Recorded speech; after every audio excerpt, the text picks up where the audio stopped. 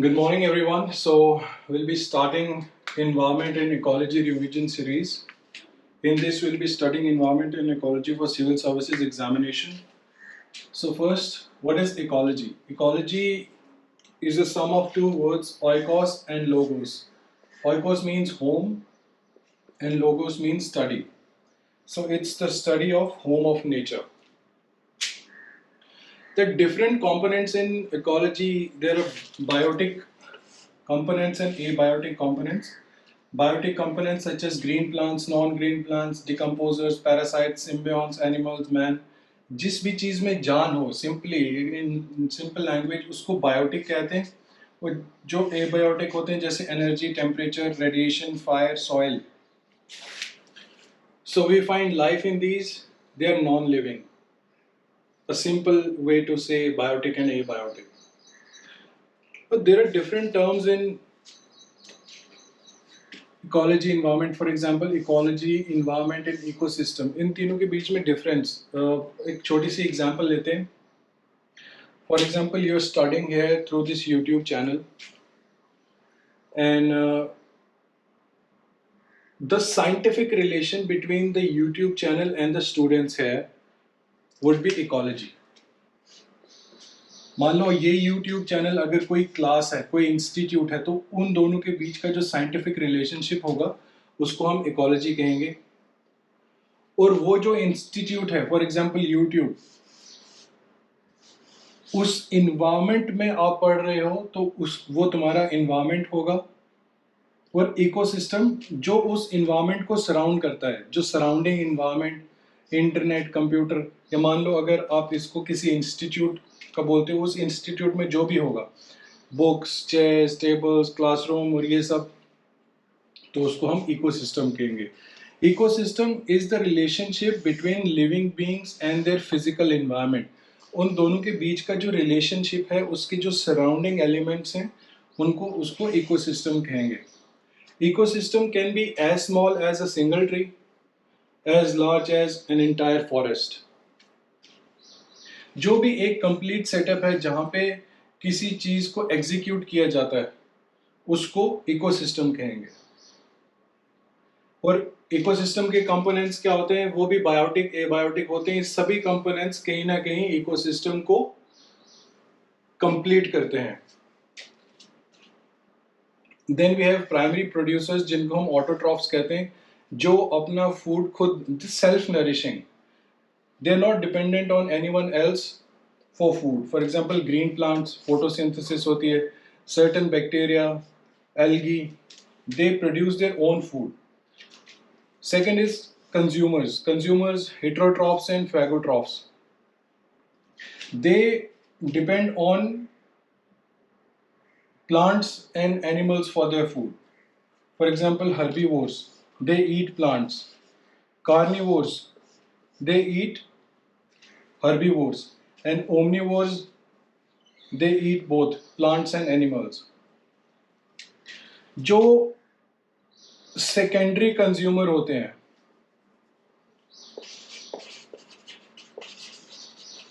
They are dependent on primary producers और जो tertiary consumers होते हैं they are dependent on secondary for example wolf है wolf primary organisms को खाता है लायन है लायन जो है सेकेंडरी ऑर्गेनिजम्स को खाता है and omnivores they are dependent on they eat both plants animals for example man monkey etc then we have saprotrophs these are decomposers or osmotrophs for example certain bacteria fungi when there is a dead organism उनको decompose करते हैं ये लोग therefore they are called decomposers एक और होते हैं detrivores example earthworm they help in the decomposition of the dead matter therefore they are called detrivores example is earthworm now ecosystem provides us a lot of benefits हमारे आसपास हम जो भी benefits लेते हैं वो कहीं ना कहीं इकोसिस्टम से आते हैं food fuel fibre shelter purification of air, water, decomposition, climate regulation, soil fertility, nutrient cycling, pollination, etc. Everything directly or indirectly comes from the ecosystem around us. Then moving on to ecotone. Ecotone is the zone of function between two or more diverse ecosystems. अब हमने कहा कि बहुत सारे ecosystems होते हैं. मान लो ये लैंड इकोसिस्टम है, दिस इज एक्वेटिक इकोसिस्टम. इन दोनों के बीच के जो ट्रांजिशनल एरिया है, the zone of function between two और मोर डाइवर्स इकोसिस्टम, जैसे ये लैंड है, ये एक्वेटिक है, इन दोनों के बीच का जो एरिया, इसको इकोटोन कहते हैं. ये मार्श लैंड होगा ऑब्वियसली, यहाँ पे जमीन है, यहाँ पे पानी है, जहाँ दोनों मिलेंगे वहाँ मार्श लैंड होगा ना. तो इस मार्श लैंड को हम इकोटोन बोलेंगे, दोनों के बीच का जो एरिया है. और एग्जांपल्स क्या हैं? Mangroves, grasslands, estuary, river bank. इसको जोन ऑफ टेंशन भी कहते हैं. इकोटोन को जोन ऑफ टेंशन भी कहते हैं. अब कभी कभी ऐसा होता है कि मान लो यहाँ पे कुछ ऑर्गेनिजम्स हैं, यहाँ पे भी कुछ ऑर्गेनिजम्स हैं, लेकिन इस एरिया में इन दोनों लैंड इकोसिस्टम, एक्वेटिक इकोसिस्टम के कंपैरिजन में यहाँ पे ज्यादा ऑर्गेनिजम्स हैं. तो इसको कहते हैं हम एज इफेक्ट. जब दोनों इकोसिस्टम्स का जहाँ ट्रांजिशन हो रही है इकोटोन में, वहाँ पे इन दोनों से ज़्यादा अगर ऑर्गेनिजम्स पाए जाएंगे उनको एज इफेक्ट कहते हैं. और जो ऑर्गेनिजम्स होते हैं उनको एज स्पीशीज कहते हैं. ये स्पेशली बर्ड्स पे देखा जाता है.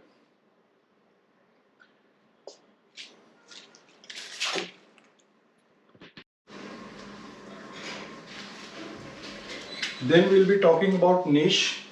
Niche is a unique functional role, unique place of a species in the ecosystem. कोई भी स्पीशीज आप ले लो, उसका कुछ ना कुछ तो यूनिक रोल होगा, कुछ ना उसकी एक यूनिक जगह होगी किसी इकोसिस्टम में, उसको हम नीश कहते हैं. No two species have exact identical niche. हर एक स्पीशीज का अपना नीश होता है. किसी भी दो स्पीशीज के एग्जैक्टली आइडेंटिकल नीश नहीं होते. अब हैबिटेट नीश क्या हुआ कि जहाँ पे वो रहता है वो कैसा होना चाहिए उस पर्टिकुलर स्पीशीज के लिए. फूड नीश, जहाँ पे वो खाता है या डिकम्पोज करता है, वो भी हर एक स्पीशीज का अपना नीश होता है. Reproductive niche, the way it reproduces. Physical and chemical niche, जो उसको टेम्परेचर चाहिए, जो उसको सॉइल चाहिए, या उसको जो इन्वायरमेंट चाहिए अपने आसपास वो कैसा होना चाहिए, जो उसको न्यूट्रिएंट्स चाहिए वो कैसे होने चाहिए. हर एक स्पीशीज का अपना एक नीश होता है. Then we have biosphere. Biosphere makes life possible on earth. मान लो ये एटमॉस्फेयर है, ये लिथोस्फेयर है, ये हाइड्रोस्फेयर है. एयर, वाटर, लैंड, इन तीनों का जहां पे इंटरेक्शन हो रहा है यहाँ पे, इसको हम बायोस्फीयर कहेंगे. For life, land is required, water is required, air is required. It's a very thin layer on the surface of the earth where the interaction between atmosphere, lithosphere and hydrosphere happens, and we call that area as biosphere. अब मान लो एक आम है, तो अगर आम एक अर्थ है तो उसका जो छिलका होगा वो बायोस्फीयर, उसको आप बायोस्फीयर कह सकते हो. उतना उतना पतला होगा बायोस्फीयर. तो वैसे ही जैसे अर्थ है तो it's a very thin layer जहाँ पे ये तीनों की इंटरेक्शन होती है, उसको हम बायोस्फीयर कहते हैं. लेकिन biosphere is absent at extreme north and south pole extremes, on the highest mountains, in the deepest oceans, because the temperature, precipitation, etc., which are required to sustain life are either in extreme quantities over there or absent at some places. Therefore, biosphere is absent at north and south pole extremes, highest mountains, deepest oceans, and we need appropriate climatic conditions appropriate nutrients, appropriate environment, appropriate atmosphere, lithosphere and hydrosphere ratios for biosphere to sustain life. Then we'll talk about biome. अब biosphere को हम it's divisible in regions called biome. A biosphere is a large area. उसको अगर हम छोटे छोटे regions में on the basis of temperature, precipitation, vegetation, climate, अगर हम उसको classify करेंगे, so we'll be dividing that biome into some regions जिसको हम biome कहते हैं. On the basis of climate, vegetation, animal life, general soil type, etc. No two biomes are alike. कोई भी दो बायोम exactly एक जैसे नहीं होंगे. तो जो मेजर रोल जो चीज़ें मेजर रोल प्ले करती हैं किसी भी बायोम को पर्टिकुलरली डिफाइन करने में, देयर टेम्परेचर एंड प्रेसिपिटेशन, वहाँ कितनी बारिश होती है या स्नो होती है, एनी फॉर्म ऑफ प्रेसिपिटेशन, और वहाँ का टेम्परेचर कितना है, ज़्यादा है कम है. So on the basis of this, we have somewhere around 7 major biomes in the world. The first one is tundra. It's near around north and south poles. Here the temperature is low and they are mostly covered with snow. We have stunted shrubs, reindeers, Arctic fox, polar bear, etc. We have some plants and animals over there specific to this biome because वहाँ एक specific temperature होता है, specific precipitation होता है, and therefore the animals or plants adapted to this situation, they sustain over there. Then we have taiga, somewhere in northern Europe, northern Asia, northern America. इनको हम boreal forest भी कहते हैं. यहाँ का जो टेम्परेचर है it's slightly moderate than tundra. यहाँ पे तो एक्सट्रीम में हो जाता है, it's slightly moderate than tundra. And then we have temperate deciduous forests.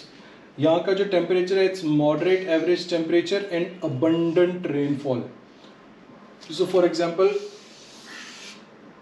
These are poles, then this is equator. This is Tropic of Cancer and this is Tropic of Capricorn. Somewhere here is the temperate area.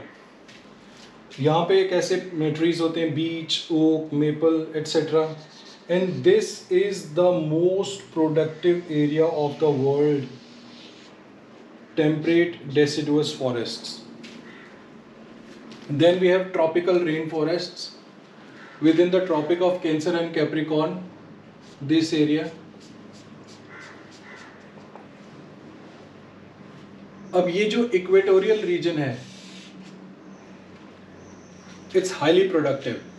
7% of the earth's surface is equatorial region and 40% of plants and animals are found over there. And high rainfall. वो temperature है जो यहाँ का वो almost same ही रहता है throughout the year. Then we have savanna. It's in the tropical region, mostly in Africa.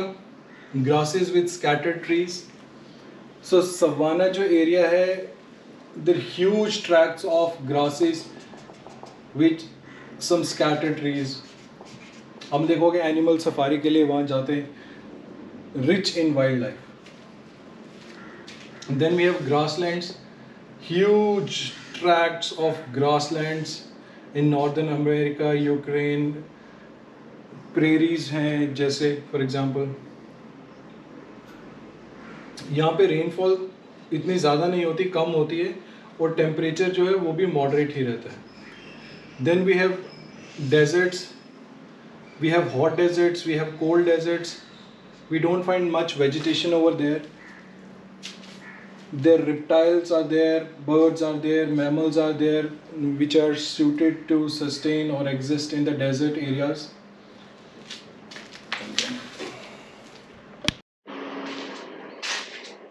In aquatic ecosystem, we have freshwater ecosystem, marine ecosystem and estuaries.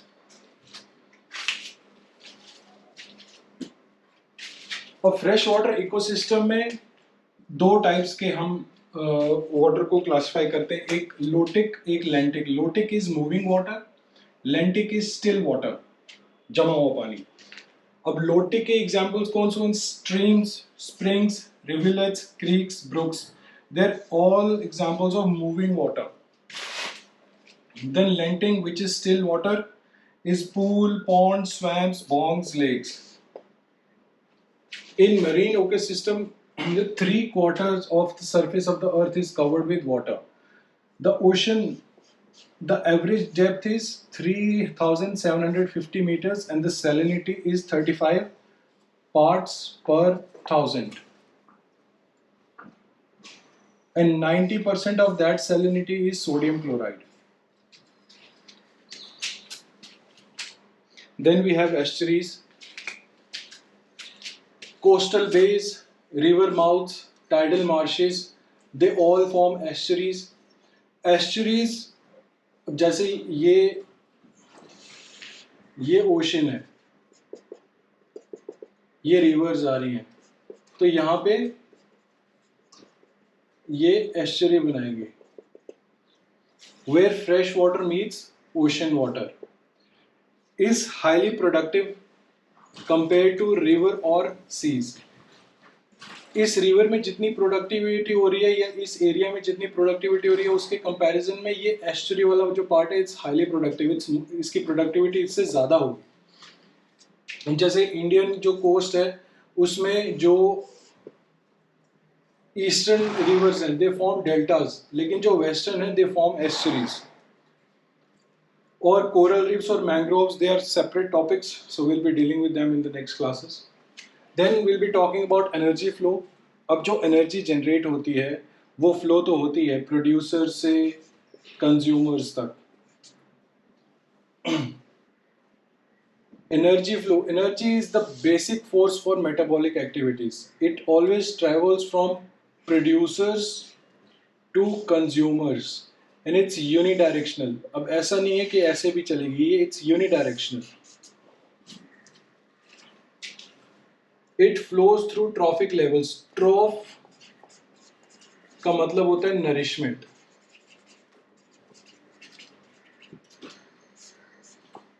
जैसे हमने पढ़ा था autotrophs.